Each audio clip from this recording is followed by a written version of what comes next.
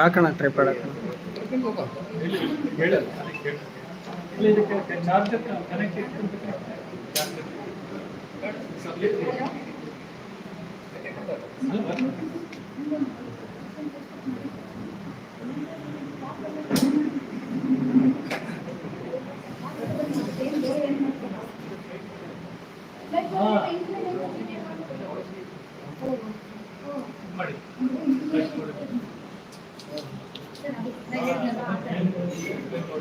ಇದು ಹಾಕಿನಿ live ready ಇತ್ತು. ನಮ್ದು ಇಲ್ಲ ಮೋಟರ್ ವೈಫೈ ಕೊಟ್ಟಿಲ್ಲ ಇಲ್ಲಿ ವೈಫೈ ಇಲ್ಲ ಆಗಲಿಲ್ಲ ಮೇಡಮ್, ಅದು ಆಗಲಿಲ್ಲ, ವೈಫೈ ಆಗಲಿಲ್ಲ. ಹಲೋ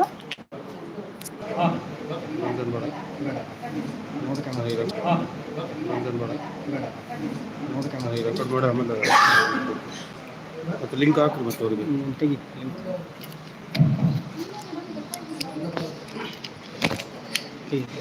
ಹೇಳಿ ಮಾಲ್ ಪುಷ್ ಮಾಡೋದು mobile mall push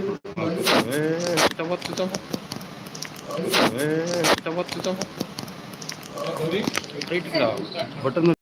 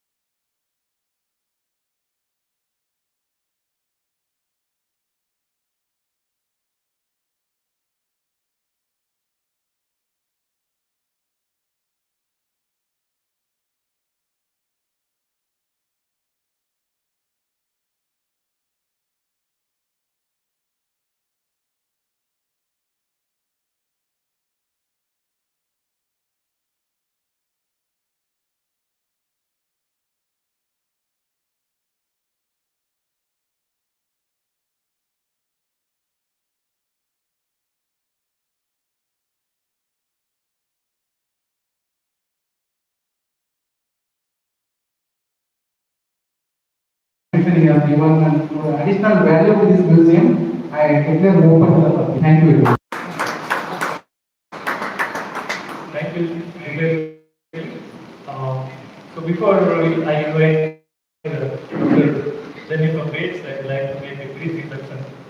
She's here to speak on this particular subject, what is on the menu, food and agriculture in Harappan times. So these terms are sometimes confusing to people who are not archaeologists.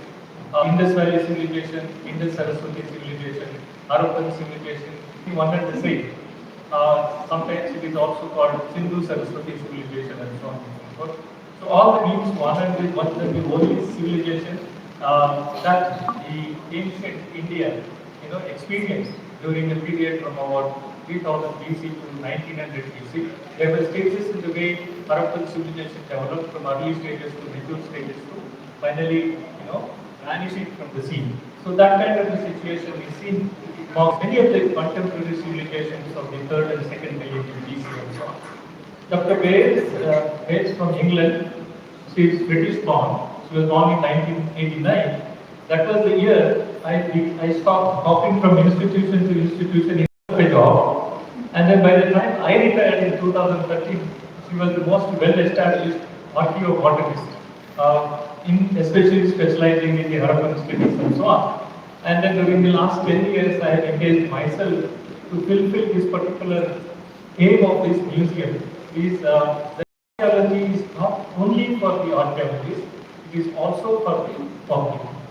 So this archaeologists owe a lot to the society at large in terms of disseminating knowledge. See, the archaeological investigation help in producing knowledge. That knowledge should not be limited to archaeologists and their society. So it is our responsibility to make sure that whatever knowledge archaeological research should also reach the common man at all levels, and and it helps in understanding the fact that we have only during this our lifetime. We have been here for thousands and thousands of years. So there are archaeological contexts which take us back to the beginnings of mankind, to the beginnings of what we call urbanization or the first civilization that the world experienced from about 3000 BC or so. So this period is very, very critical period in the evolution of modern societies across the world. And there are several processes, historical processes and so on. When we talk about food or the menu is a modern term, otherwise we refer to the term food. Food involves two major components, vegetarian and non-vegetarian. So vegetarian food and non-vegetarian food have been on the menu of our ancestors right from the beginning. Otherwise, we would not have been what we are today. So, in order to understand how this menu evolved through time, initially man was a scavenger, and he would grab meat from the carcasses, and then accidentally he was exposed to meat which was also subject to fire, and that mattered a lot in terms of the type of food he was consuming. From very raw meat to meat which was set on fire, and then soft food that he was consuming, and then addition of multiple varieties of foods also contributed to biological evolution and so on. There are so many factors which we can discuss in greater detail, but we have this particular aspect of understanding how our menu evolved through time. And menu becomes more and more complex since we became agriculturists, because we were gathering food for a very, very long time. But when we began to produce food, food grains that we were cultivating and consuming became more and more complex through time. The previous lecture, which was held some 3 weeks ago, was focusing on the type of food grains that human societies began to cultivate from about 13 to 14,000 years ago onwards. So from then onwards, human societies began to establish a well-organized subsistence economy, and the simple foods became more and more complex gradually because the processing became very important. Processed food began to be consumed by humans since the Neolithic period and so on, and that contributed to introducing multiple varieties of foods into our dietary system, and that is where we have this particular aspect of our ancient civilization becoming more and more important because it's very difficult to extract the remains, food refuse from material cultural remains. Nowadays we have developed techniques wherein we can extract food residues from ceramics, means pottery and so on. But being real to this, the only way of looking at the complex nature of subsistence pattern among our ancient societies was material remains in terms of food processing implements. Like you get grinding stones, we get models, we get vessels, and then you get varieties of ceramics or pottery vessels. You know. And then the shape of the pottery vessels changes in time. And it does not change because man wanted to produce different types of pottery, but the types of food he was processing and consuming were becoming more and more complex. So that is where we get multiple types of pottery shapes associated with the cultural development that we see along with other categories of food processing implements and so on. For example, we have now one research student working on the grinding stones that we have recovered from the Neolithic sites like KANNADA, the Calcutta, and several other sites in this area. And there are scientists now who can look at the pottery coming from Harappan sites or Neolithic times and apply sophisticated methods to extract residue from the pottery and then identify what food was being consumed or processed in these pots and so on. So it is becoming more and more complex, and now it is all universal. Any type of food that you want to eat or you have a desire to eat in any part of the world, you ask for it, it is available. So that is one thing which actually is of great interest to all of us. Dr. Grace specialization is actually Indus Valley civilization in terms of its workings, development, and also decline. In addition to that, she specialized in the study of plant remains which come to us in the form of fossils, in the form of phytoliths. Phyto means plant, lith means stone. So plants, lithified plant remains extracted from the soils in the context of Neolithic or urban economy like the Harappan civilization and so on. We have again various charred grains which also give us a clear picture of varieties of food grain, cereals, millets, pulses, oil seeds from archaeological records, and then they are subject to detailed archaeobotanical study, and they not only help in understanding or reconstructing the broad spectrum of food items, in other words, but also in understanding the environment behind the development of multiple varieties of food crops and processing them and then consumption and what were the consequences of the rise of agricultural way of life and so on in terms of nutrition that was being obtained through these multiple varieties of food grains cultivated and processed and consumed by and so on. So she has, because of this, she has been very well acknowledged for her contribution to the study of these aspects of ancient civilizations, and her experience is tremendous in terms of specialization of the study of phytoliths and then archaeobotanical remains and so on. And she has been a very, very brilliant student, and I know right from her childhood she nurtured the idea of becoming an archaeologist, and she has been very successful in becoming a well-established archaeologist. We should admire her abilities to develop in this particular area. She has been contributing to reconstruction of food habits, not only in the context of Harappan studies. She has been working in India. She is also familiar with some of the Neolithic sites in this region, and presently she is having archaeological research collaboration with the Banaras Hindu University, and for the last several years she has been working here. For some time she was debating on origin of rice in India, domesticated rice and so on. And now they have selected a couple of sites in the Ganga Valley, and very soon they will be starting their excavation. And in future she has plans come up here as well. We are extremely fortunate that she has come here for two purposes. One is to visit this museum, and another is deliver this lecture. And I would not like to stand between you and her for longer time. I welcome Dr. Jennifer Grace to deliver the lectures. Thank you.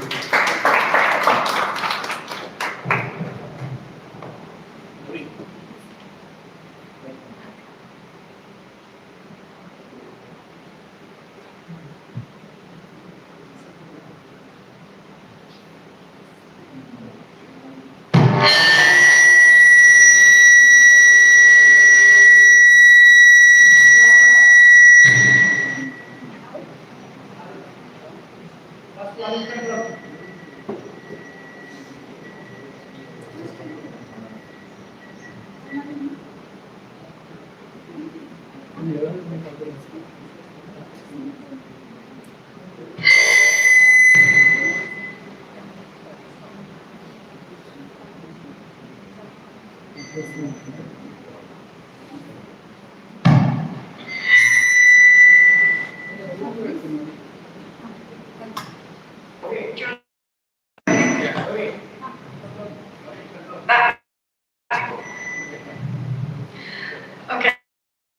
Without destroying everyone's ears.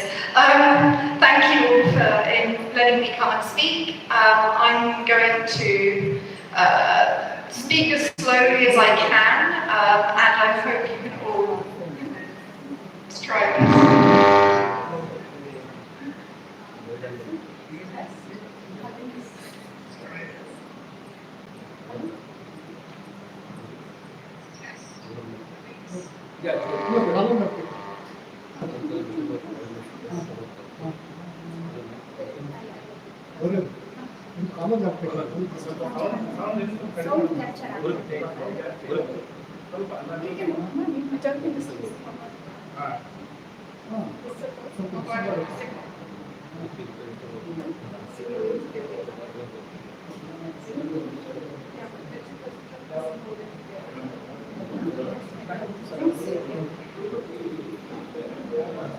This is not working.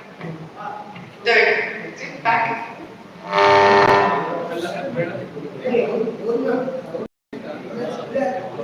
Yeah, there we go. Okay, technical things over. I think everyone can hear me. Is this correct? Okay. So, what I thought I would do in this talk is talk you through some of the things we know about the Indus civilization through the lens of food. And the first thing that I wanted to show you is some burnt grains from the site of Mohenjo-daro. So these are the remains that we have from Mohenjo-daro, and for the botanists here, you can see that these are a mixture of barley and wheat. Next slide. Slide? Next.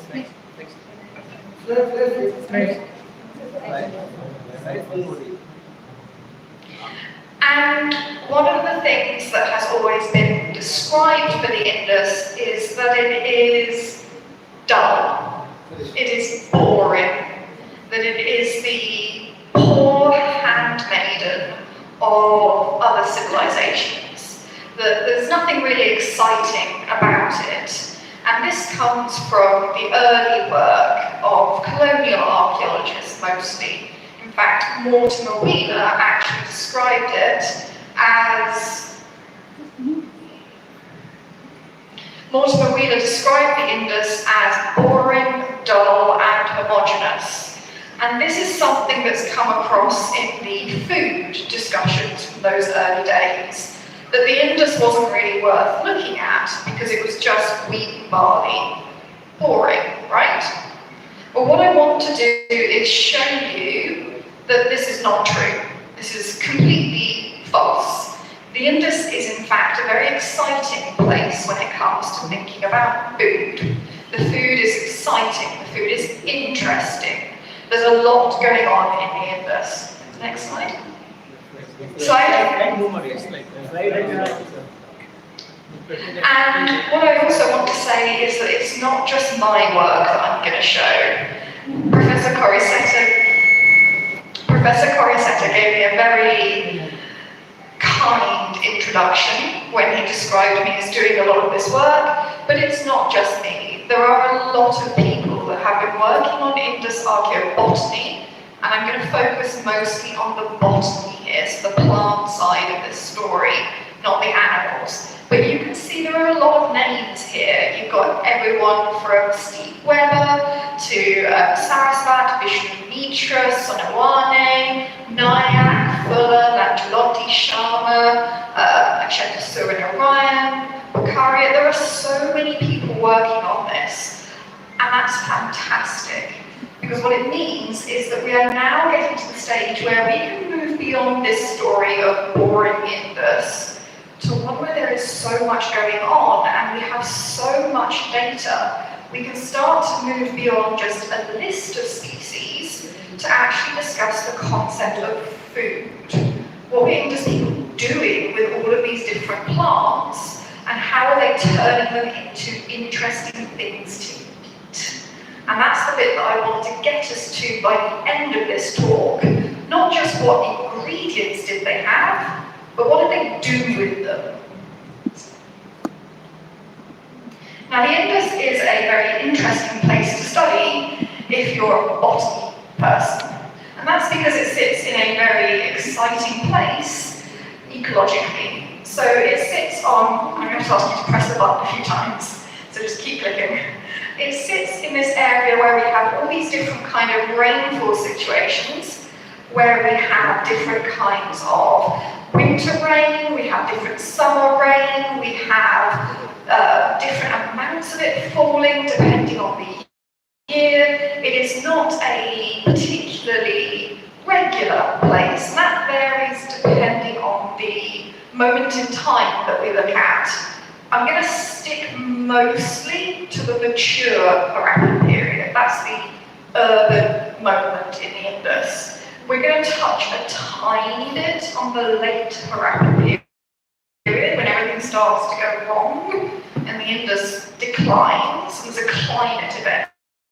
But the Indus generally is just exciting as a place. So we've got two different rainfall systems, we've got two major river systems that are happening at the same time all year round. So that's the Indus, and it touches on the Yamuna Ganges. And there's a river that appears for only part of the year. That's the Gagahakra or Sarasvati River that you would all have heard about.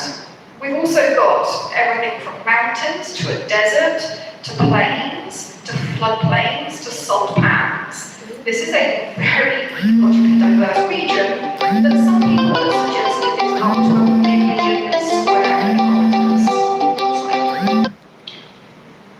And that covers a huge amount of climate zones as well. So we've got everything from the very arid to the subtropical. This means we have a massive potential.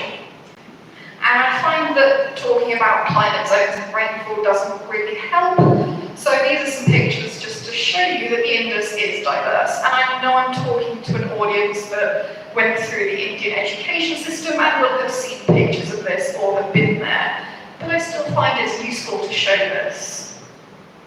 Now, some of you will know about the Indus, but some of you won't. So what I'm going to do is give you a very, very brief overview of some of the material. Slide, please. So the Indus is typically characterized as having a lot of this standardized material. So black and red ceramics, it has a standardized weight system, it has a standardized script that we can argue about whether it's been translated or not, but most scholars would argue it has not yet been translated. It has a very iconic set of images, so things like the unicorn seal at the top. We also have very few images of people. The ones that we do are instantaneously recognizable as being Indus. Take our friend the priest king here. And we have very elaborate technologies. These are long barrel carnelian beads. They're about 10 centimeters long, and we still really don't understand the technology to make them. There's some really amazing work going on by people like Mark Neuer and colleagues to figure this out. But what we do know is that the Indus guarded their technology jealously. They even sent people all the way over to Mesopotamia to recreate their bead technology rather than telling them how to do it themselves. So the Indus was very skilled and also very culturally aware of itself. Now, one of the spreads around, which means it's a very unique civilization. So hopefully you're already getting the idea that the Indus is not boring. The Indus is actually probably one of the, and I'm biased, but it's the most exciting and interesting civilization that we should be studying. The thing I'm most interested in is, how do you feed 1 million square kilometers? Now this is before we have horses, this is before we have big pulling power structured roads. How do you feed all of this lot? How do you maintain big cities? Especially if there's no obvious hierarchical control, who tells who to give them food? What kind of food do we have? If everything's about subtle little differences. If you've got a big, ecologically variable region with different rainfall, different rivers, different climate, different kinds of geology, what could you, if you had a civilization of 1 million square kilometers, what could you do with this? How could you make a statement about who you were through your food? Those, to me, are the interesting questions. And again, I'm biased. I'm an archaeobotanist. I think plants are cool. And by the end of this talk, you will think the plants are cool.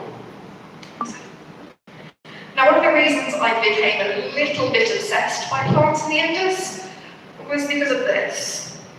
So, back to Mortimer Wheeler. Wheeler described this particular structure as a granary. Now, granaries are extremely difficult to identify archaeologically because grains don't get burned to survive in a granary for us to find in 1,000 years. So how do you know it's a granary if there are no grains left? I couldn't work out why he had decided this structure. There's a couple of them. There's one at Rakhigarhi now, we've definitely got one at Mohenjo-daro and at Harappa. But how do we know it's a granary? And if it's not a granary, where's all the food that's coming in to feed the city being stored? I couldn't work this one out. I still haven't worked it out, so don't expect an answer. But it bothered me, and it still bothers me. And it led me down the rabbit hole of, okay, what food does the Indus have? Who's making it? Where does it go? And what do they do with it? Now, before we get to any of this, you will need a crash course in archaeobotany. So you're about to do my undergraduate class in archaeobotany. It normally takes 16 weeks. We're going to do it in about 5 minutes. So prepare. We have a problem. As archaeologists, we study material that survives over thousands and thousands of years. With the Indus civilization, we are looking at material that is somewhere between, let's say, 5,000 and 3,000 years old. Now, all of you have kitchens. All of you have seen food. What happens to food if you leave it, because it looks beautiful when you buy it, what happens if you leave it in your kitchen for more than a week? Can I have the next slide? That's what's going to happen. It's going to go rotten. And that's a week. In temperatures like this, maybe even less. If that's happening in a week, how on earth am I going to be studying plant remains over thousands and thousands of years? That's not witchcraft, it's the very basic idea of preservation. So there are a few things that happen in archaeological sites that allow for preservation. We are dealing with a few things that I call the agents of decay. So those are insects, bacteria, fungi, and animals, even humans. Anything that destroys our nice, squishy, organic, biological material. We need to stop them. We need to prevent them from doing this decay. Now, one of the things you do in your kitchens is you put things in the freezer. By putting it in the freezer, you kill off the bacteria, you kill off the fungi, and the insects and humans probably aren't going to eat frozen things. Freezing works beautifully to preserve things. It removes the water by locking it away in ice. Things need water and oxygen to survive. Freezing is great. But what if you don't have access to a freezer? Well, you can dry things. You dry it, you remove the water, bacteria and fungi, insects and animals aren't going to be able to eat it. They're not going to be able to reproduce and destroy it. We know this from sites like Tutankhamun in Egypt. Beautiful preservation. There's even a whole garland of flowers where we can see the colour of the petals preserved in that dry environment. But what happens if you don't have access to a desiccator to dry things out? Well, you could do something else. You could submerge it deep in muddy, muddy water. By putting it in really deep mud, you trap out the oxygen. We call this anoxic anaerobic preservation. You don't need to worry about that. But this preservation in deep mud prevents the oxygen. Everything needs oxygen to survive, even bacteria and fungi, so things don't go rotten. But 99% of the sites in India are not frozen. They are not very dry all year round. Any water will destroy them. And they're not in a swamp. They are like this. They are normal soil, where they are attacked by the monsoon every year, which means water and oxygen are moving up and down the profile. So how am I getting preserved material over thousands of years? This is where I have to caveat. I adore my mother. My mother is a wonderful human being, but she's a terrible cook. Next slide. Archaeologists, archaeobotanists think people like my mother are the world's greatest human beings because they are bad cooks. When you burn things, you replace the organic matter with inorganic carbon. There is nothing on this planet that eats inorganic carbon, and that includes the burnt toast that my mum makes. So the burnt things that become inorganic carbon cannot be attacked by the bacteria, the fungi, the animals, the insects. And so they can survive over thousands and thousands of years. My mother's cooking will be on this planet for the next archaeologist in 5,000 years to find. And I don't look forward, but I imagine that archaeologist praising her. These are examples of burnt materials from archaeological sites around the world. So we have some Paleolithic nutshell, we have some Roman grapes, and we have some Iron Age grains. And the thing they have in common is somebody burnt them, like my mother's toast. Next slide, please. Now, the kinds of things that you can burn to preserve archaeologically, well, they just have to be organic. So we have everything from seeds, which you can see there's a nice millet grain here. This is a sesame oil grain, or type grain. We have wood, we have bits of roof that have been burned. This is Iron Age made from the UK. It's gorgeous. You can even see all the knotwork from where they wove the straw together. Gorgeous. This is a piece of root. I believe, I need to check, but I think it's boiled carrot. There you go. And lumps of food. So they're beautiful, beautiful material. That lump of food in the top corner is from the site of KANNADA in the Nevada corridor, and it is Iron Age in date. And you can even see the millet grain impressed in it. It's a flat bread, like roti. Next slide. Now, when it comes down to being an archaeobotanist, we divide things into different groups to specialise. You can't do everything. I am what is known as a bit of a unicorn, because I can do both macro and micro. So macro are the kind of things you can see with your naked eye.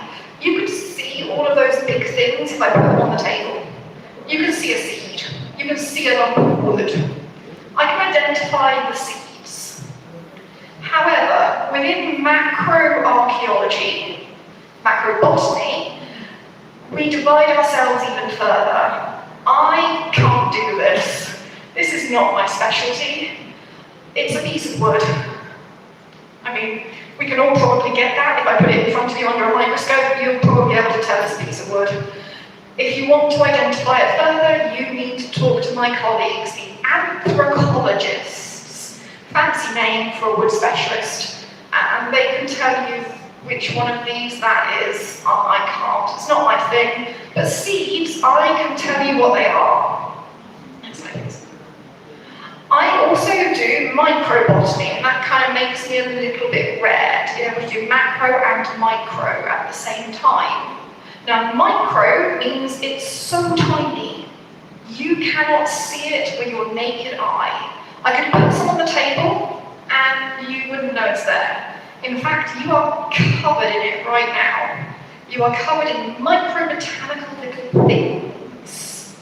So these are everything from pollen, which you'll probably have heard about, and downstairs there are some 3D printed pollen grains, so you can have a look at them. Pollen, and they are also things like starch. Starch grains are microscopic.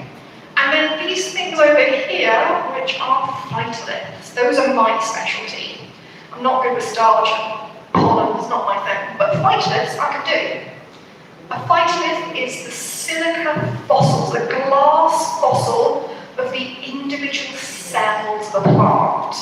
Plants make them while they're growing, and when the organic bit of the plant dies, it leaves behind these little tiny cells. And I can tell you, for example, the one that looks like a very damaged football comes from a squash plant. The one that looks like a sort of jigsaw puzzle comes from wheat or barley.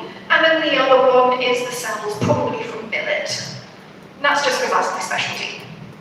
It's really useful because I can compare that with my macrobotanical remains, and these bits come from the plant other than the seed. So I've got the seed to tell me the bit that humans ate, and the rest of the plant that might tell me maybe how they're using the leaves and the stem, maybe to feed some animals, maybe to make the roof.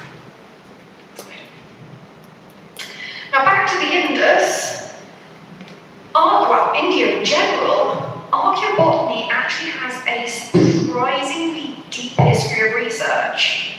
I'm very proud to say that South Asian, because I'm including Pakistan and India in this, archaeology has been a bit ahead of the times compared with some other regions of the world. We've included plant remains from the very beginning of our excavations. From the very first discovery of the Indus, people were interested in the plants.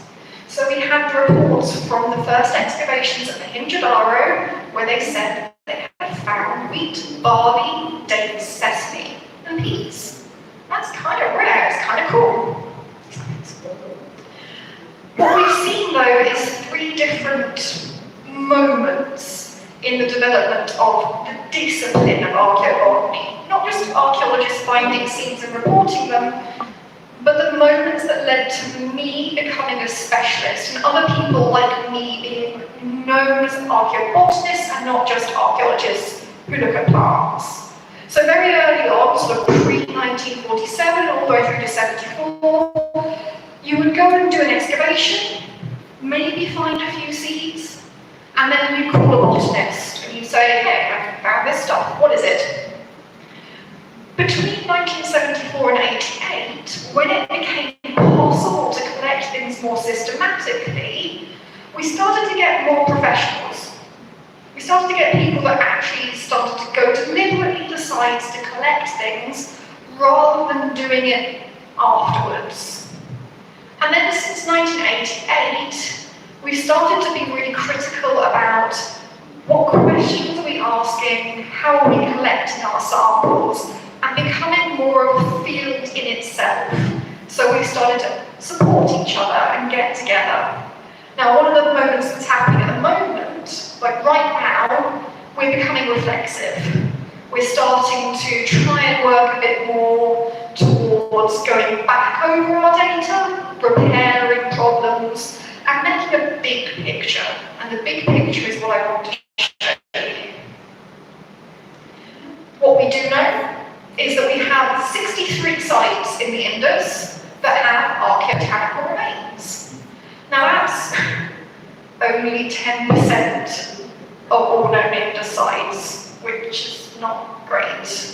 However, when you think about the number of excavated sites, that's actually half. So we know a lot of sites exist, but we've excavated slightly more than we have sampled, and given the long history of the Indus, we're doing pretty okay, especially if you compare this to Mesopotamia and Egypt, which I always do because it makes me feel better.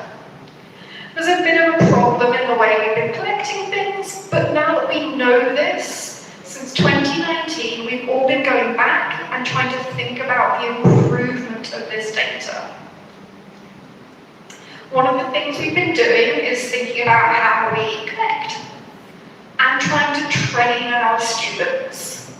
Because it's not difficult to do this. Like, it's fancy, I'm an archaeologist. Charred things are light, soil is heavy, so if you add soil to water, the soil will sink, the charred seeds will float, and you just skim the seeds off the top and you have a sample. So it's really easy, really easy. And once you've shown a student once or twice, they can replicate it loads and loads of times, and you can even show the local workmen how to do this, and we've had really great success getting it done as part of a regular thing, and even having workmen reporting that they are now training the archaeologists how to do this at sites that they've then excavated later, which is fantastic. If you do it properly, you can even get material that is this small. Now that scale bar is not a millimeter, it is 200 microns. A micron is a fragment of a millimeter. Your hair is 50 microns in size. This is super teeny tiny. It has a seed coat on it, and I can identify it. It is a tiny fragment of a wheat seed. So this is something that will help me to identify the ecology of the Indus, which is really cool. Yeah, just to really highlight that. Now this is what a phytolith sample looks like once it's been processed. These are a bit more difficult, but the sampling is easy. All you have to do is get a plastic bag and a trowel and put the dirt inside the bag and then send it to the specialist. It's not difficult. The specialist will then do things like add chemicals which separate everything, and then you make a slide and you look at it. So it's not that complicated. But the bit that you guys are probably more interested in is what have we actually found by doing all of this. Traditionally, there has been this idea that the Indus is based on 3 tiers of plants. At the top you have your wheat and barley, in the middle you have your beans, and at the bottom is everything else that's not important. And this is because you need to fill these granaries to support the cities. Next slide. I'm going to skip this one because we don't need it, it's too complicated, so let's go to the next one. Now a lot of this has been built into these big agricultural ecozones, there's been lots of modelling going on, but what we actually need to be looking at and thinking about a little bit more carefully, using all of this, is where is everything? So these are all of the sites where we know the data has come from. You'll notice there's a lot of data in Gujarat, up in this sort of area around Rajagiri, and not much elsewhere. There's a lot of work going on to fix this. But what we do know is that there is a lot of stuff that has been found in the Indus. And a lot of these different species are filling in a picture that is more than just wheat and barley. This is the species list. So you will notice that we've got wheat, barley, peas, lentils, chickpeas, flax, linseed, and jujube or bear. These are all grown in the winter. Then we have stuff grown in the summer monsoon, rice, lots of different millets, and then lots of tropical beans, including urd and mung, horse gram. We've got sesame, we've got mustard, we've got cotton, we've got hemp, we've got jute, we've got date. And then we have these things that are grown in that sort of very hot period that we're in right now. So things like melon and walnut and almond and fenugreek. This is a really complex set of plants to try and handle. Now the one that everyone focuses on is the wheat and the barley. And these were found like right at the very beginning of the Indus. This is the excavations that happened, but the first ever report, and you can see they're mentioning what's called dwarf wheat and husked barley. The first evidence we have for these actually comes much earlier from a site called Mehrgarh. I'm assuming some people here have heard of this, but not everyone has. Mehrgarh is a site that probably dates to the mid to late 7th millennium. So that's around about 6,500 to 5,500 BC. And we know that wheat and barley are present because of things like this. This is mud brick into which we've got the impressions of wheat and barley. So the grains aren't actually really present there until a little bit later, when we have huge amounts of them. 90% of the diet, of the vegetable diet, seems to have been made up of barley. But early on, we have these impressions that are turning up. Now, these we know for a fact that they are not native. Wheat and barley, and also peas and lentils and chickpeas, which arrive a little bit later, these are all Near Eastern crops. And we know this because the wild versions grow in the area around Mecca. They all grow in the Near East. There was a bit of a debate, a bit of an argument that maybe barley could have been domesticated at Nergar, but it has since been shown through genetic work that absolutely it was domesticated in the Near East and then spread across to Nergar. There was a really cool story at Nergar about the domestication of cattle, but that's a zoo archaeology problem, not an archaeology problem. What we see is the wheat and the barley turning up, and then a little bit later on, peas and chickpeas and lentils start to turn up. We don't really see summer crops until much, much later on. Now these spread down, these winter crops, onto the plains, and by the time we get to the Indus, we see them across the whole of the Indus region, with the exception of Gujarat, where they are not as important. They're present, but they're not as important as other things. At sites like Harappa, they are incredibly important. Wheat and barley make up basically the entire staple diet. In botanical terms, we call this monoculture or monocropping. And that kind of makes sense because you've got a major city in an area where you've got most of the rain coming from the winter and from the river flooding, and therefore you're going to grow a winter cereal because it produces a lot of food and it's really going to support that city.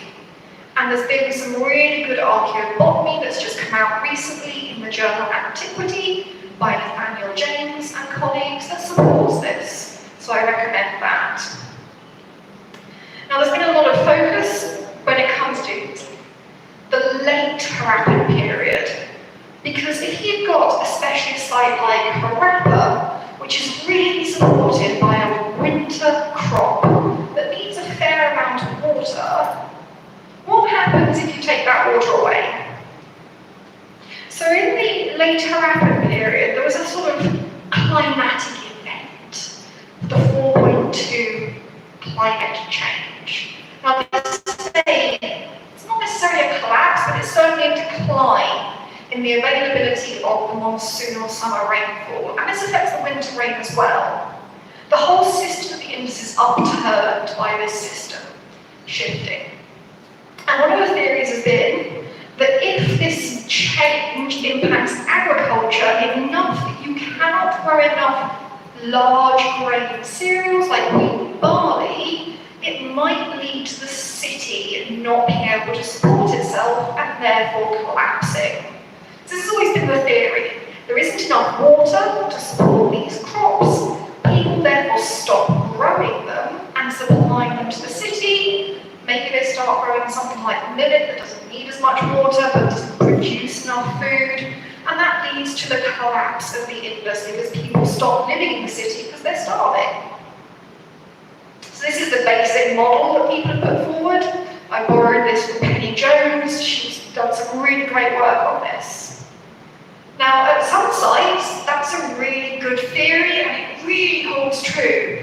This is some work by Bakaria and colleagues at the sites of Kisar and KANNADA in Gujarat, where if you look carefully at this, you will see a shift. They've gone from earlier to later this way. You can see a shift from barley in blue, where it is just before the climate event, to millet, which needs less water, but grows less grain, in the orange, and that continues post-climate event. Now that will suggest a very severe climatic impact on people. They're worried here that they can't get enough water to support this crop, so they stop growing it and shift to this one, which will support them, but they're no longer going to supply this to the city. That's a really nice piece of evidence. It doesn't hold true at every site though. Remember what I said about the Indus not being dull and boring and logical and homogeneous? The Indus doesn't fit any model. It does what it wants. This is a site also in Gujarat. This is Rojdi. At no point during the occupation of Rojdi does it grow wheat and barley. It's all millet. So there's no dramatic shift between period B and C from wheat and barley to millet. It has no impact on city life. Next slide.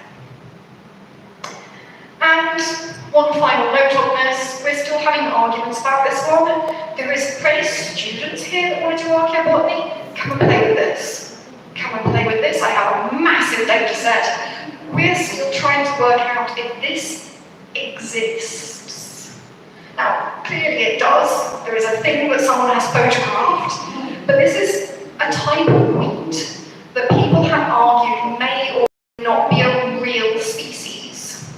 It's very short, it's very round, but is this due to domestication? Is it due to speciation? Is it due to some kind of weird way that the Indus cook things? Or is it just because humans like making patterns and we decided that it's round enough to be something different?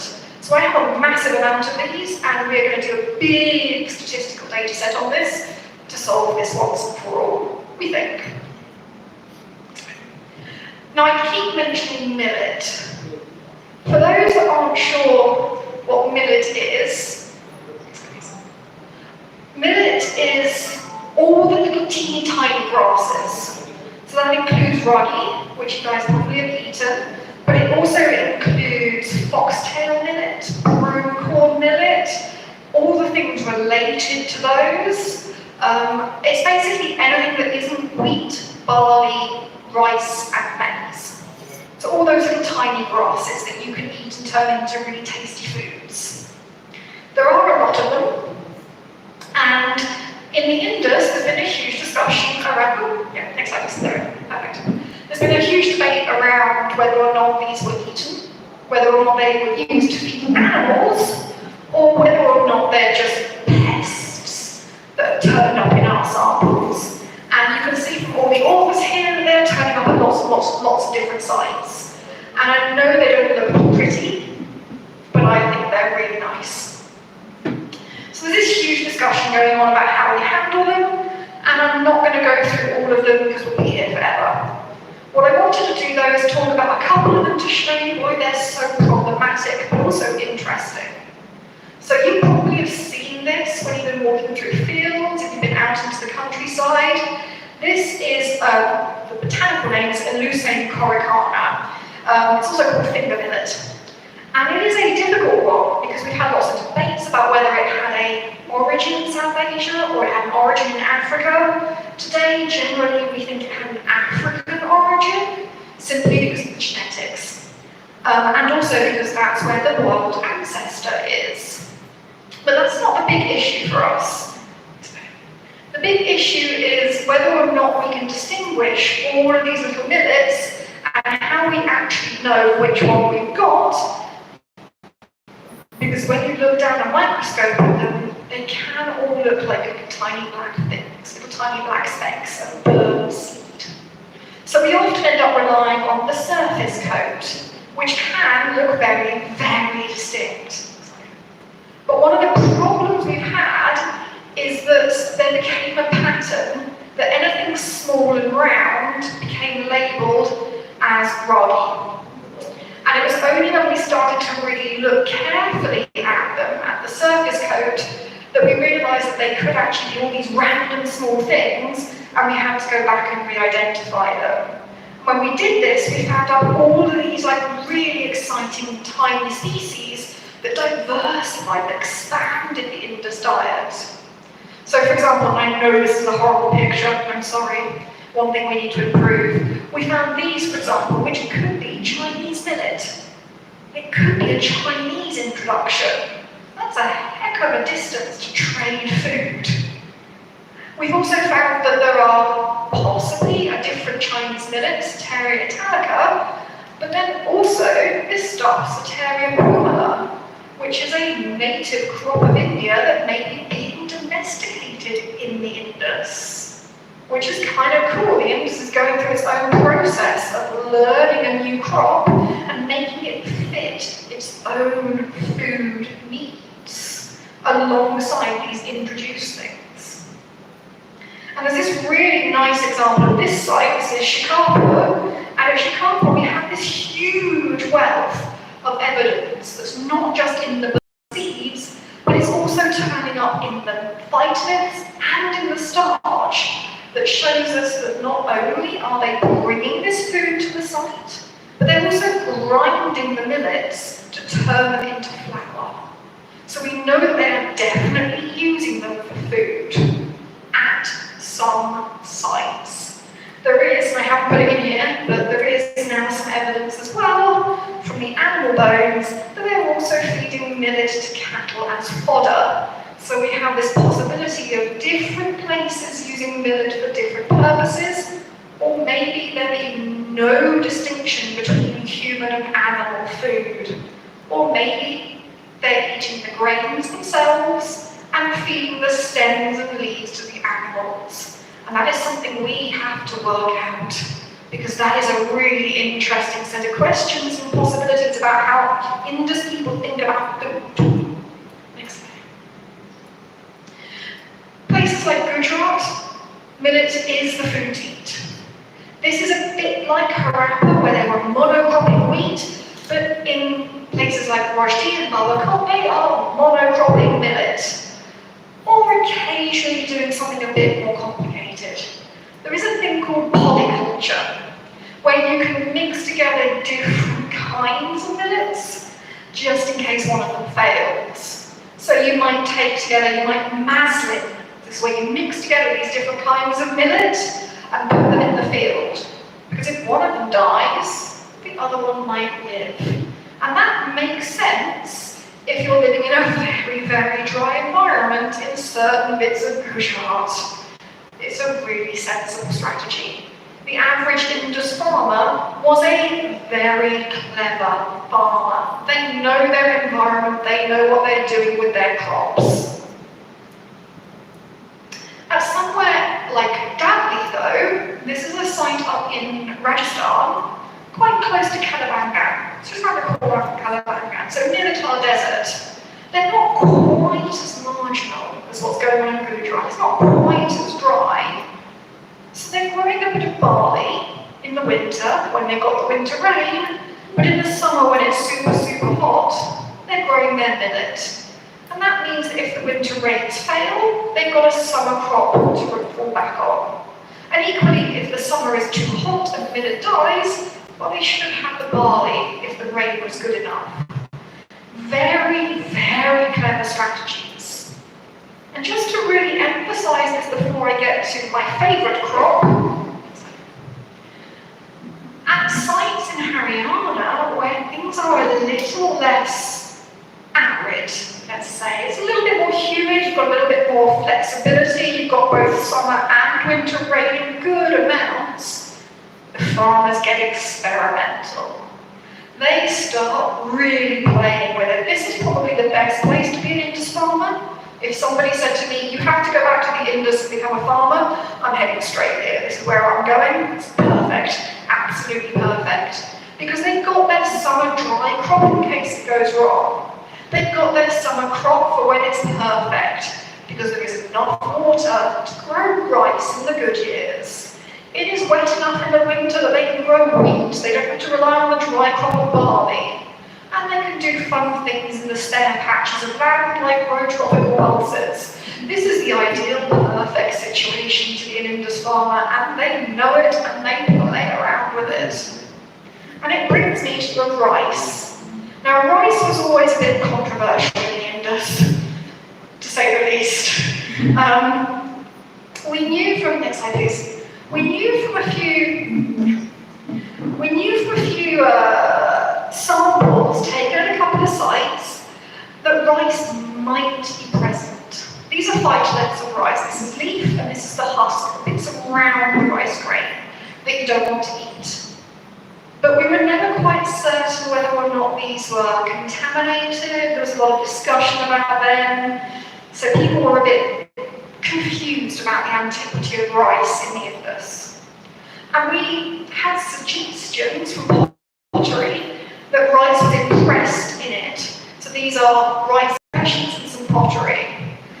But you can never really rely on this because there's all sorts of changes that happen when you burn a pot.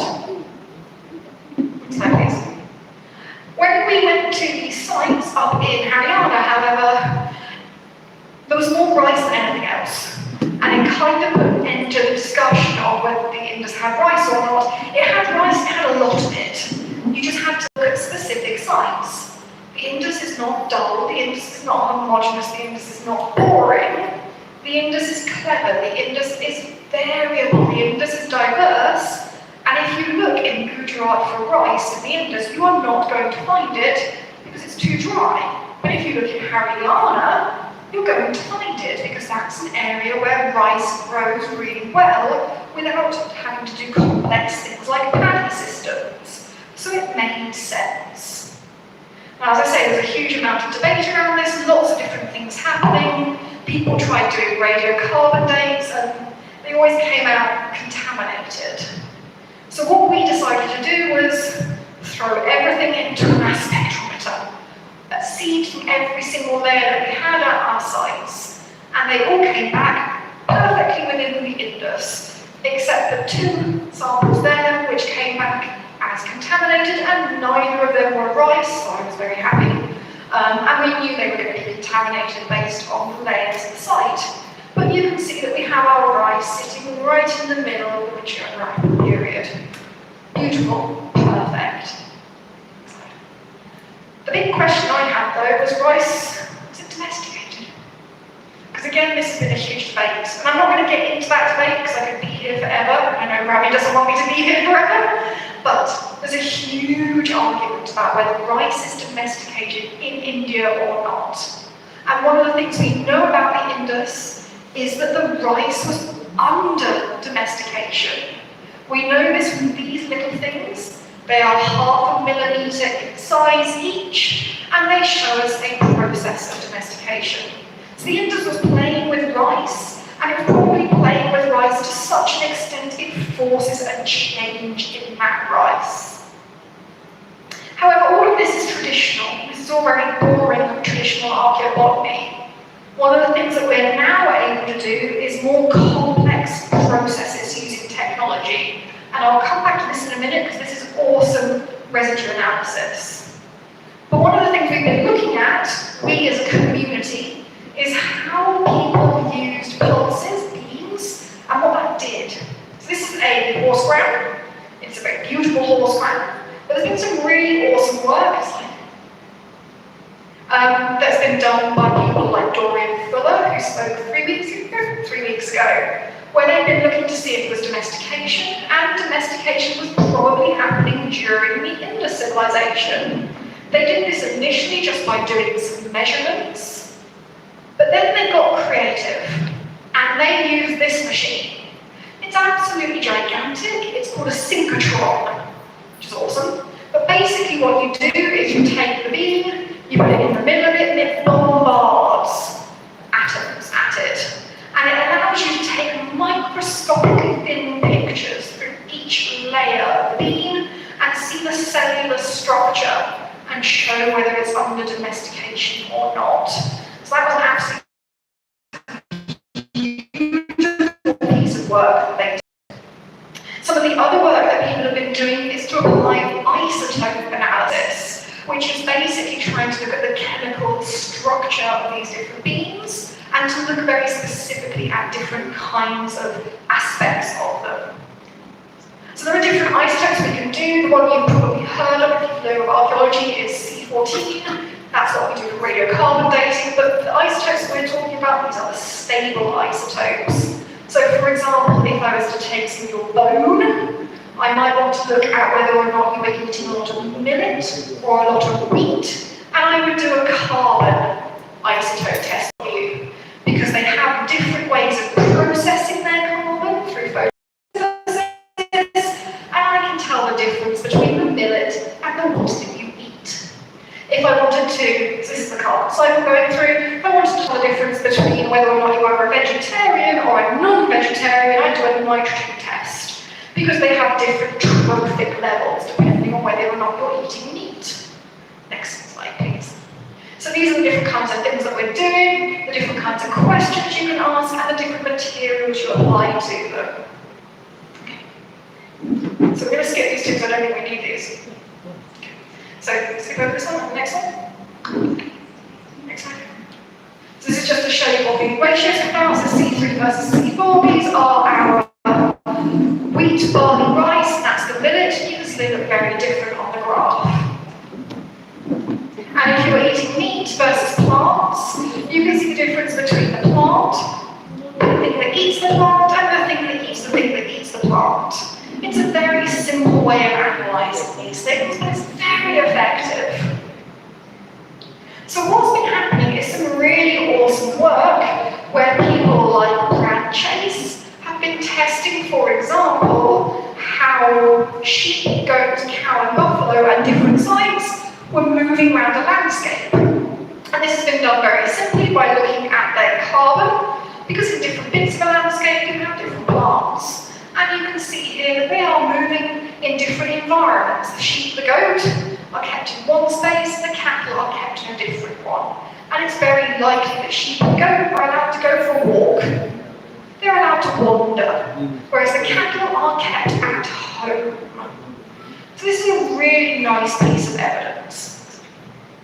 Now, one of the other things we use as well is this thing called the sort of C3, C4 test, and it works because the plants have different ways of photosynthesizing, whether or not they open or close, these little pores on the underside of their leaves affects how much carbon comes in and out. And one of the things this allows us to do is to tell how much water something gets. This is work that was done by Penny Jones under the supervision of Cameron Petrie, and she was able to look and see how likely something was watered versus how likely it was not being watered. What she did was look and see whether or not something was being stressed or well watered before that climate event and after that climate event at Harappa and then 2 different villages. And what she found was that there was almost no impact. And that's really interesting when you think about this big theory as to why the Indus collapses. If there's no water stress on these plants, then why would you leave the city if there's enough food? Now, one of the things we've been doing is really try and think about this, not in terms of a simple that water stress causes people to leave a city, but to think about it in terms of the theory. And I know theory can be boring, but it's still kind of interesting. We've started to argue, this is work I did with an undergraduate, that we've argued that maybe the cities were always going to be risky. Living in a city is always a bit dangerous. I don't mean that in terms of personal danger. I mean that in terms of it's always a bit risky as to whether enough is going to be enough food. Especially at somewhere like Harappa, where you've got a big monocropped focus on wheat and barley. If anything goes wrong, and even if it's a tiny percentage wrong, well, the entire system is very risky. Whereas if you're in a village, you're probably a little bit more flexible in what you're doing. You've got the ability to shift your strategy. You don't always have to give stuff to the city. Just tell the city no. Maybe grow something different. Especially in the Indus, where they've got all those different possibilities, different crops coming in and out at different times times, the wheat, the barley, the millet, the rice, the beans. You're not just relying on large amounts of wheat to feed large amounts of people who aren't doing agriculture. Everybody in the village is probably contributing to the agricultural productivity. So if something goes wrong, you're not feeding thousands and thousands of people. You have a little bit more flexibility. So maybe it's not about a sudden collapse in the water. Maybe it's not a sudden collapse in the availability of the wheat. Maybe it's simply about a tiny shift. And that's what we've been seeing in Penny's data, but also the data that's coming in from lots of these different sites. But it's not the big changes, it's the little things that matter in the Indus. It's not dull and homogeneous, it's not big and fancy, it's subtle little things that matter. Ooh.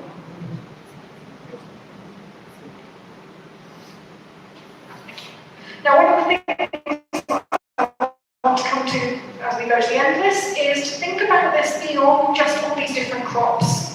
So one of the things that we've been challenged in archaeobotany and archaeology over the last, I would say, 20 years now, is by a quote from Sherratt, Andrew Sherratt, and he said, "We do not eat species, we eat meals."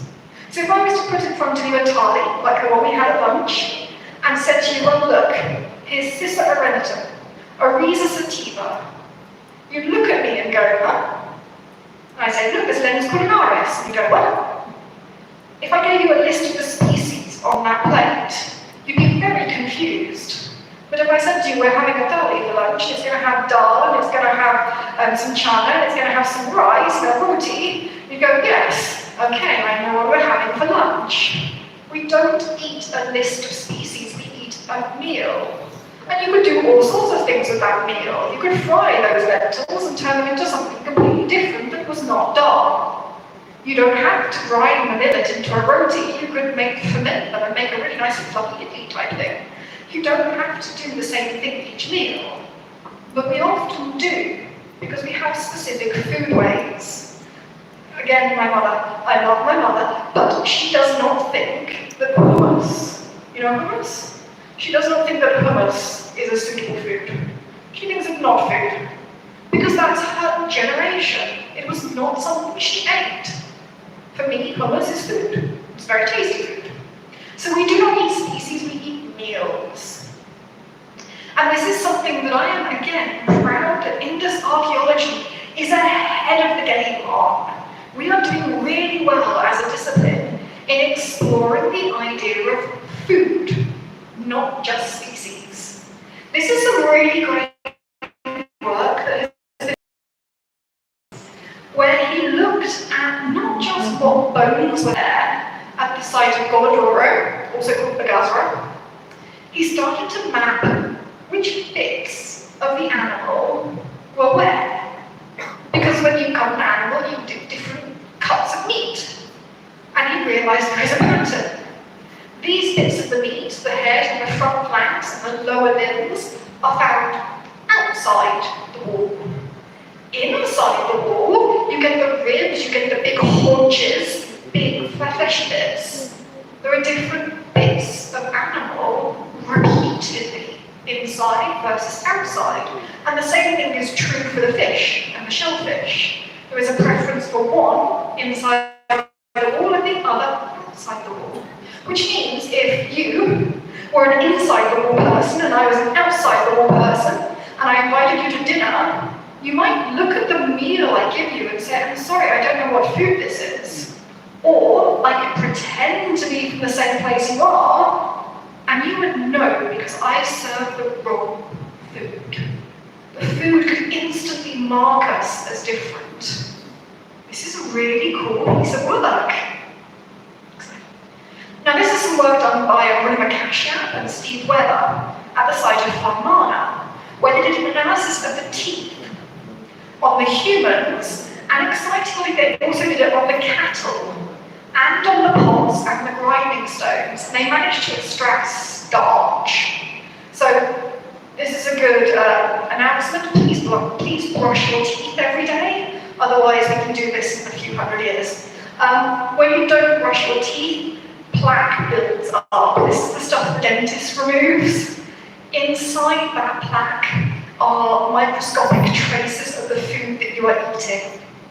And that's what they analysed. It's the microscopic trace of the food that the humans ate that they did not remove because they did not clean their teeth. Fantastic archaeologists, kind of gross. Oh, no. Okay. What they discovered is an interesting set of different foods. The humans and the cattle have identical sets of starch. That includes the usual things, the wheat, the barley, and the millet, but also mango. Both humans and cows are eating mango and turmeric.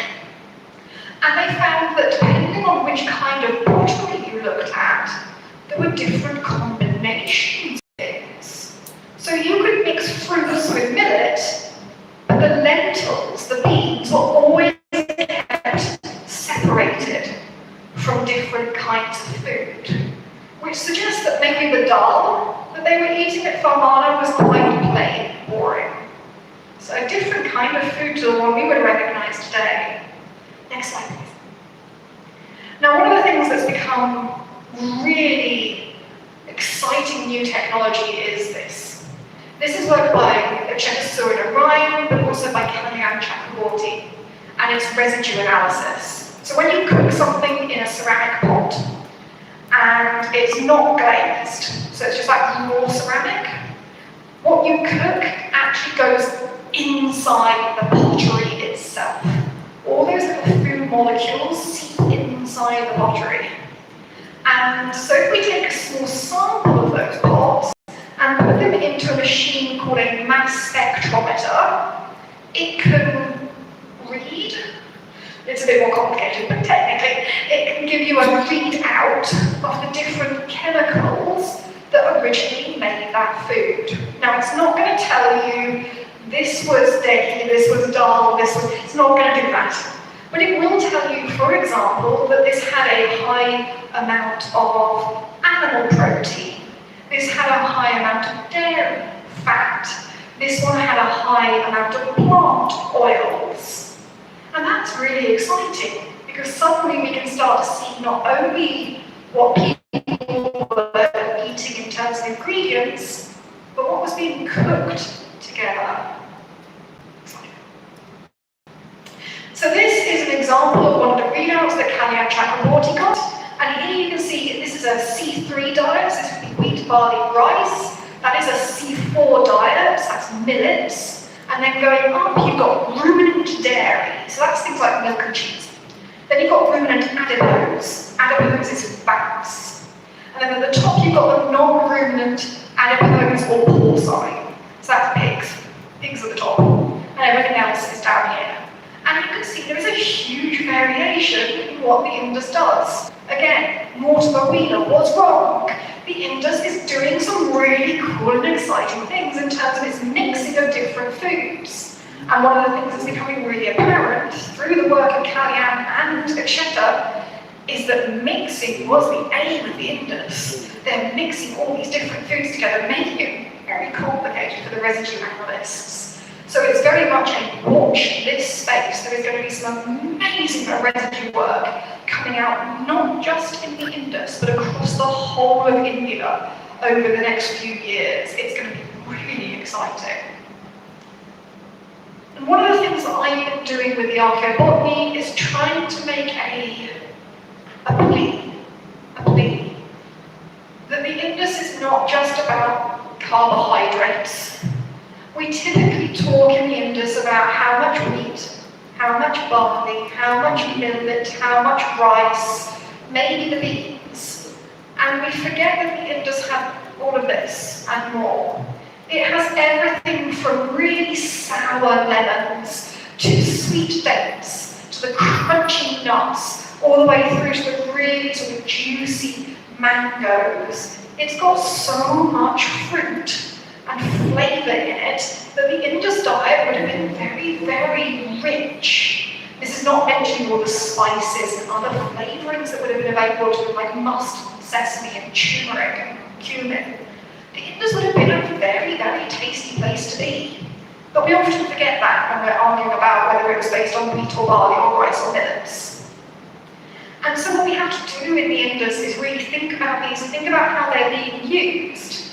And that means going back to both the archaeobotany, to the residues, and to really thinking about how we combine those together to get an understanding of a meal.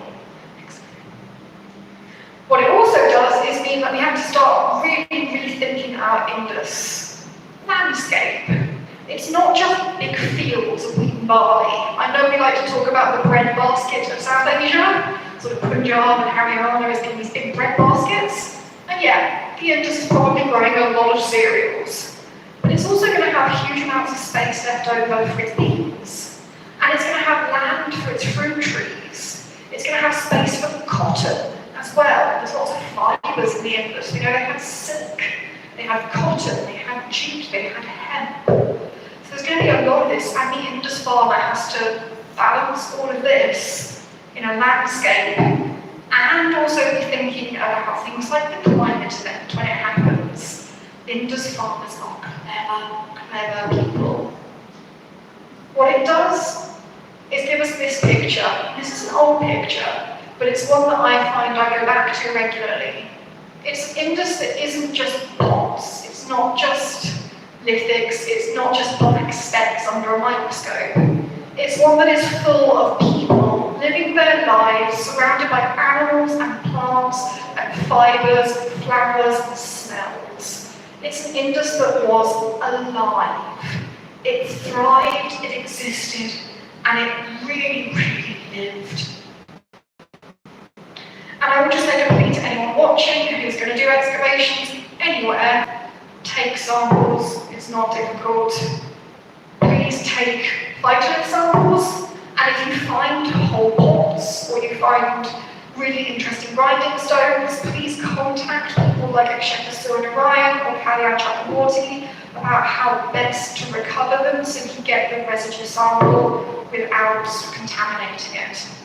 And I'm going to end it with a very sort of gratuitous moment where I say that I have a book, it's on Indus agriculture, it goes into all of this in a lot more detail and it's available, but more importantly I want to thank everyone that helped my PhD, my postdocs, and also to Professor Corisetta and the museum, and to you. Thank you.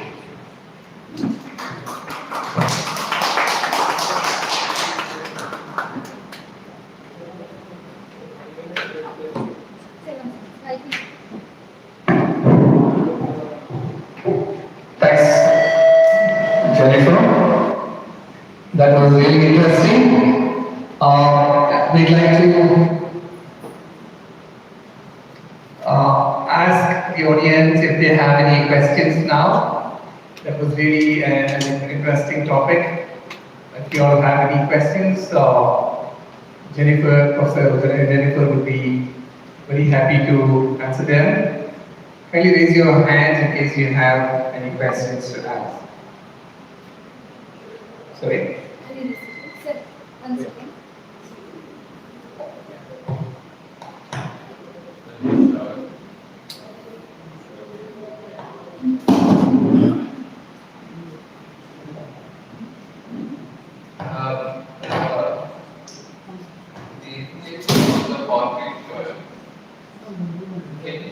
Can you tell if they are different things cooked at different times or if it's the same dish? Yeah, it's a composite dish.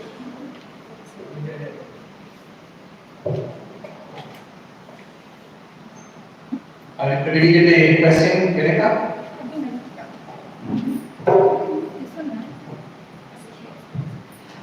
Okay, so the question was about whether or not we can tell if things are being cooked at once or multiple times. That is a very good question, and it's one that the residue analysts are actually tackling at the moment. I'm not a residue specialist, I'm a plant person, but from what I understand, at the moment, no, and there's a lot of experimental work going on to try and figure that one out. I have a student who is about to do some experiments about this. So we're going to make a fish, because fishes have a very distinctive oil signature. We're going to cook it in a pot, then take the fish out, test a bit of it, then we're going to scrub the pot clean, then we're going to test it again, then we're going to cook something that is not fish, so bread or something, and then we're going to test again. And then we're going to clean again and test and just keep repeating to see how much of the fish comes through. Because then we'll be able to see like how many cookings does a fish take before it disappears. And that is one example of how experimental archaeology can be really helpful in understanding this kind of process. But it is something that the residue specialists are working on, and my student is just so great question. Thank you.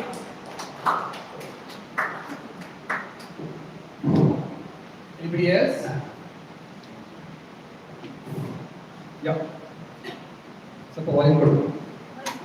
ಸ್ವಲ್ಪ volume ಕೊಡು.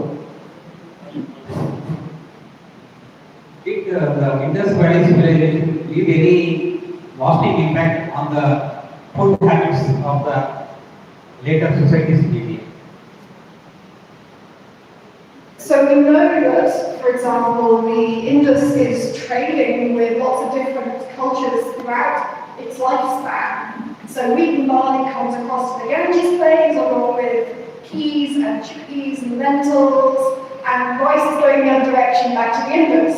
So that is a huge impact that it obviously has on later time spans because the wheat and the barley is still here.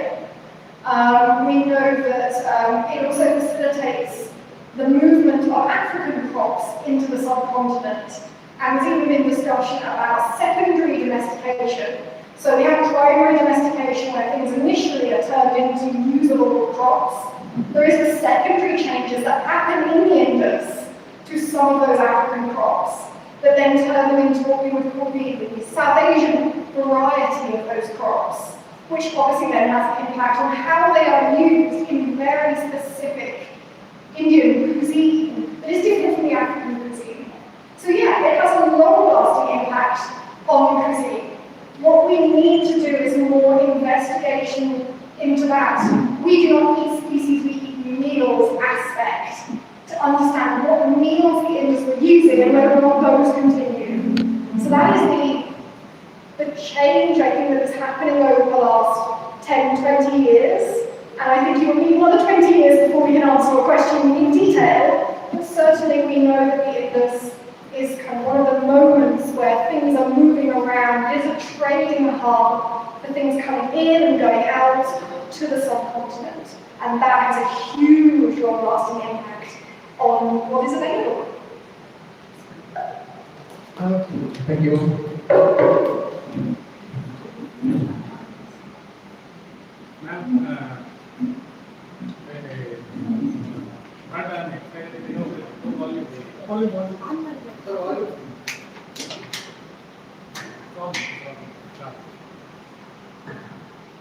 Okay, the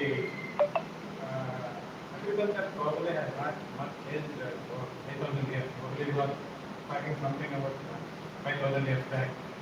For example, you said that millets intercropped with pulses. Even today, we want farmers, please go for a mixed crop of a pulse and a cereal or a millet, so that the moisture in the different layers of the soil. So, I don't know whether I'm asking a question or I'm adding to it. The second part, the part of the problem. We know that most of the North Indians are non-rice eaters. Probably we thought that they did not know anything about rice. We thought that they were only eat wheat and millets. But the rice was there. I have been following these things some time now. I find that rice is conspicuously present at that time also. Whether the rice can move along the south of India, or whether the rice was there and continues to be there. Because a few years back, maybe about 50 years back, rice was not a major crop of country, even of Punjab or Haryana. It was wheat that was the main crop of country.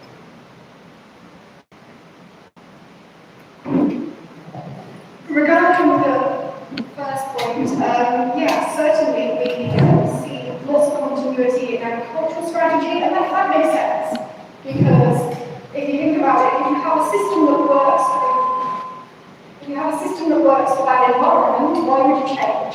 You know, if it works, carry on. Do not reinvent the wheel, as it were. And there's been a lot of really good work that is going on regarding the weed ecology. So if you use weeds that are growing the pests that are in the system, you can start to identify whether this was dry land, wet land, intercropped, how different soil structures are being changed by different strategies. As for your second point about the movement into South India, this is not something that I've looked into, so thank you, I will just ignore it.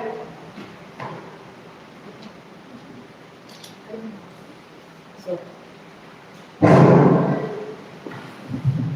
Madam Namaste. I have a question regarding your presentation. You spoke about the millets, you spoke about pulses and other crops. That they were using any sweetening agents in their food items, and for the savoring of the food items. Are they using any spices along with their foods?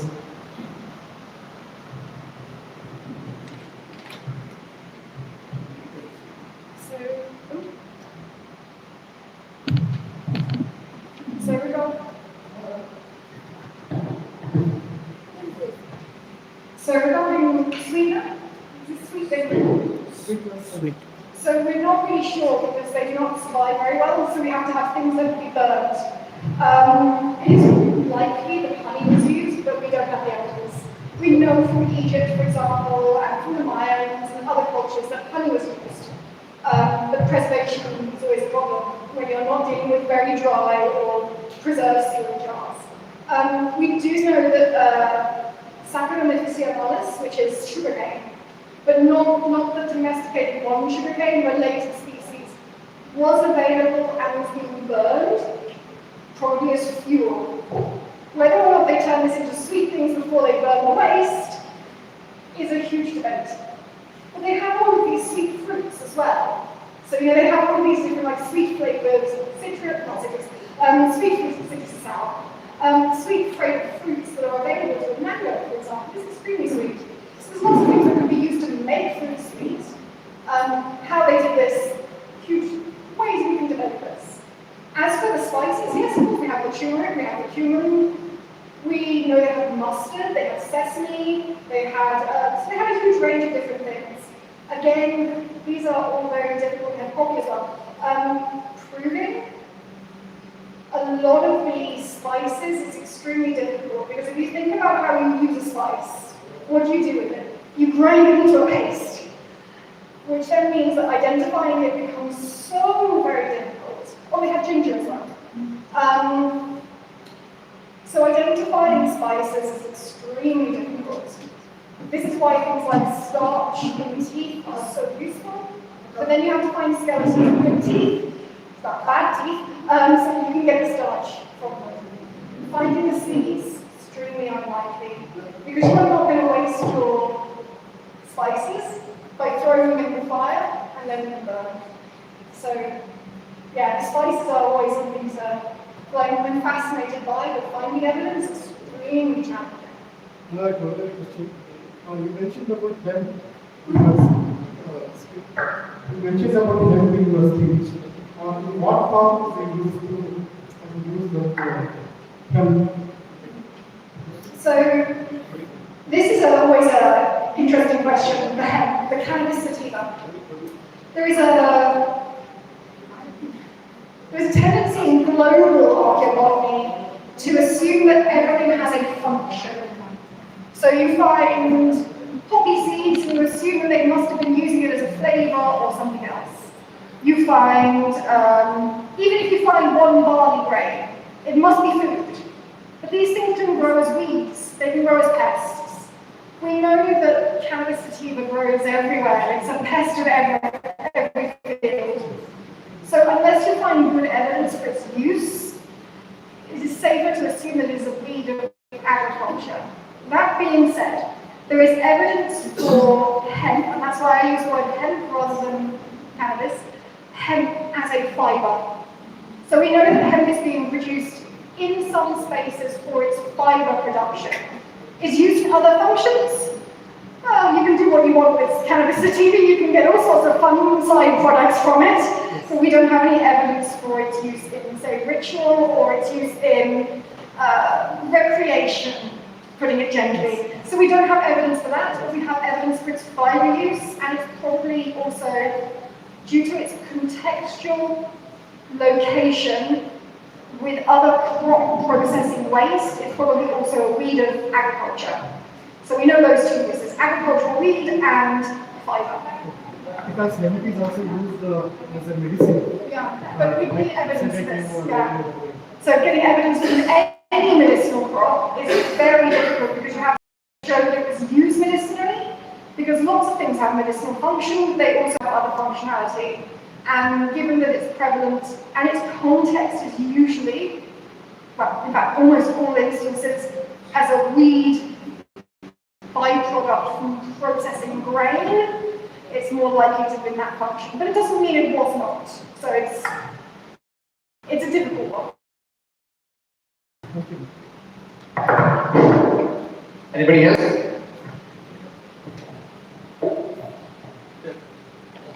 So we are more interested in veg and non-vegetarian. Can we say that mostly the population are vegetarian or non-vegetarian? During the cell, not now.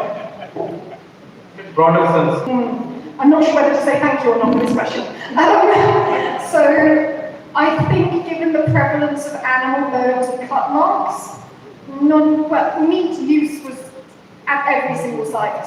Whether or not every human being engages in meat eating, that is another question. And I think every population at some point will have some kind of variation in their diet. Whether that is different variations in what you eat as a vegetarian, there's going to be variations in whether or not you eat milk or eggs, for example. So there's huge variations in every diet. But we know that every single site has animal bones and cut marks. So that gives you some idea. Proportionality of meat eating to vegetarian eating, again, that is something that needs to be discussed. And one of the future pieces of work for the industry, and in fact all over the world, it needs to have the zooarchaeologists sit with the archaeobotanists, sit with the isotope people and the residue analysts and compare our data sets. Isotope people are incredibly important in this, because with isotopes we can see the trophic level. If you take the bones of a human being, you can tell how much meat proportion they have in their diet. So we need them to look at the human bones, and then we need to look at the actual proportionality in comparison with the archaeobotany and the residues to then work this through. Because it could be, for example, different sects within or different groups within the Indus have different taboos and aversions. It could be age, it could be gender, it could be ethnicity, it could be regional. The Indus is diverse and complex. Just like present day India. The Indus is just as complex and wonderful as the present day, and we have to start thinking like this. Any more questions? Okay. I can add to.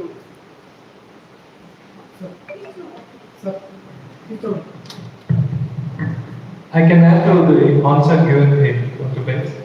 In the chalcology context, in Western lecture, there are some instances where we see increasing the strontium content of human skeletal bones. And that is indicated by the consumption of sea fish in the human diet. So such strontium, isotopic analysis has been carried out on a number of these cultural contexts in southern India.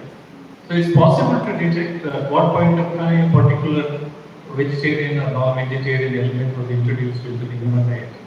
And this sheep is in the site called Inamba, which is much inland in the Deccan.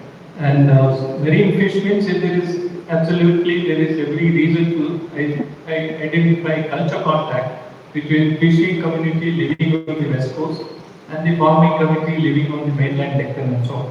So there was this long distance exchange and interaction going on in different points of time in the prehistoric past. So it's not a difficult thing to answer whether they were vegetarians or non-vegetarians. And the human diet has been a mixed diet all through. As I said, in hunter-gatherer societies there was choice. Normally you have a choice. If you have to know. Whereas in the past there was no such menu. Whatever was available, they had to consume to survive and so on. So this concept of vegetarianism and non-vegetarianism is only very recent, in historical times also. But otherwise, the diet was absolutely mixed diet as you go back to the same. Thank you. Okay.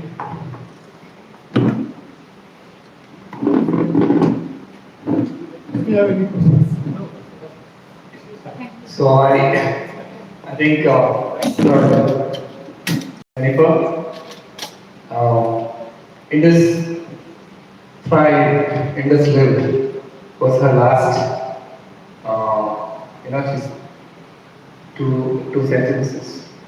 I just wanted to ask what happened to her. Why did it fall? Because the rise and fall of civilizations have always been there. So that was my question and my answer as well. So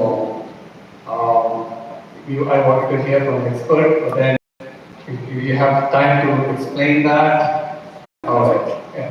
So I thank Professor Jennifer Bates for having come today from the Seoul University in South Korea and deliver this wonderful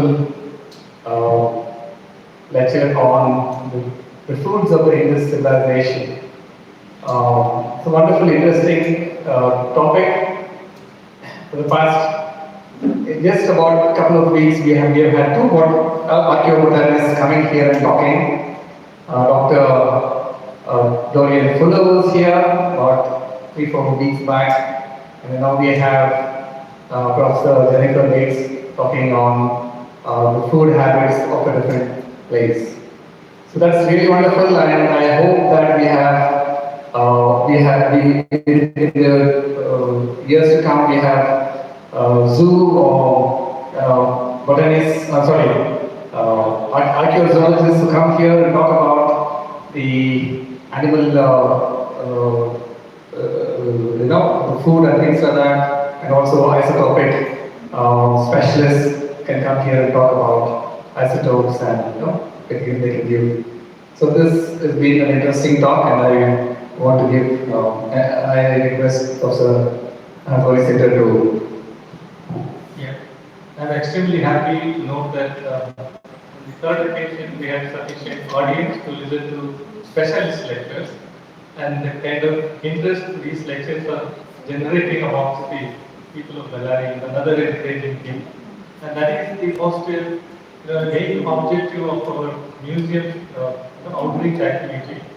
And I hope this kind of patronage from you people will continue in the future as well. And I want to make an announcement, like on 1st of April, we'll have another expert on Stone Age, who has excavated the oldest human settlement anywhere in India, dating back to 1.7 million years. So she will be arriving here towards the end of this month, working with us, and in collaboration with our university and our colleagues are studying some of the antiquities, especially the grinding stones, like she was mentioning in the context of food related to the Indus civilization. So in that context, they are coming here towards the end of this month, spending a week or so site, looking at the context in which the events are being, documented at the site, and also preserved here for research and so on and so forth. So this lecture on 1st of September, will be equally interesting, and it will be more exciting to listen to the person who excavated and in collaboration with scientists who are geochronologists based abroad have contributed to establishing the age of the oldest Stone Age site anywhere in India. And she will be talking about it in very, very general terms. Some of you may have found her presentation very, very technical. Even for me, it was technical. But I am sure if your interest in these kind of subjects continues, you will also be familiar with the kind of technicalities that are involved in archaeological investigation. That it is not simply a study of material cultural remains, but also multidisciplinary. And it is our aim to renew our responsibility in disseminating the knowledge that is produced, that has been produced through archaeological investigations. And we are extremely happy that experts like Dr. Jennifer Wells, Dr. Dorian Fuller, Robin Cunningham, and several others are taking interest in our activities, and they are patronizing the activities in this area. And that is one thing which is encouraging us, and we are sure these activities will go for a long time in the future. Thank you all for coming and sparing your time and taking interest in asking fundamental questions. Thank you very much. Please come back on 1st of April this year. Thank you very much.